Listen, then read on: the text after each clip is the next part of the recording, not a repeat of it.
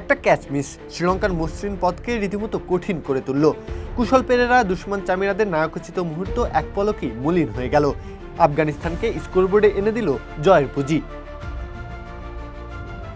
শুরুতে অবশ্য ভিন্ন গল্প বেঁধেছিলেন শ্রীলঙ্কান ফিল্ডাররা। দুরন্ত সব ক্যাচ নিয়ে ম্যাচের চিত্রটা নিজেদের করে নিয়েছিলেন।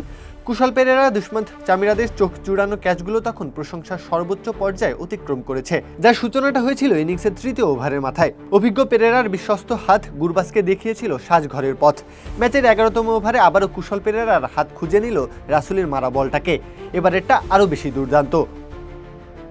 বয়সের ছাপ চোখে মুখে থাকলেও পেরেরা রীতিমতো উড়ন্ত বাজ পাখি হয়ে ডিপ থার্ড অঞ্চলে রাসুলের নিশ্চিত ছয়টাকে তালুবন্দি করলেন। তবে মুহূর্তেই বুঝলেন হারিয়েছেন ভারসাম্য।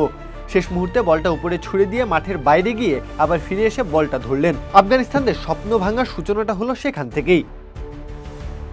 চকোলেট, কমলা আর লেবুর ক্রিমি স্বাদের এক অনন্য অভিজ্ঞতা, ইস্পাহানি পাফি বাইট। এরপর 12 ওভার শেষে 79 রানে 5 উইকেট হারিয়ে আফগানরা তখন অসহায় অবস্থায়। তাদের ভরসা তখন ক্রিজে থাকা ইব্রাহিম জাদরান। 24 রান করে যেন শ্রীলঙ্কানদের গলার কাটা হয়ে বিঁধে আছেন তখনও, তবে বেশিক্ষণ টিকতে পারলেন না। 13তম ওভারের প্রথম বলে ওয়ালেলাগের বল লঙ্ঘনের উপর দিয়ে মারতে উদ্যত হলেন। টাইমিংটা মন্দ হলো না, তবে চামিরা যেন বাতাসে উড়ে বদলে দিলেন দৃশ্যপট। স্প্রিন্টারের মতো দৌড়ে এসে মাথার উপর দিয়ে ভেসে যাওয়া নিশ্চিত ছয়টাকে হাতের মুঠোয় নিয়ে এলেন। এমন সব অবিশ্বাস্য ক্যাচ নিয়ে যখন ম্যাচের নিয়ন্ত্রণ নিয়েছে শ্রীলঙ্কা, তখনই ওয়ালেলাগে করলেন একটা ভুল। 16.2 ওভারের মাথায় ব্যাকওয়ার্ড স্কোয়ার লেগে ফেলে দেন মোহাম্মদ নবীর ক্যাচ। 6 বলে 5 রান নিয়ে দিশেহারা নবী তখন একটা পথ খুঁজছিলেন, সেই পথটাই দেখিয়ে দিলেন ওয়ালেলাগে।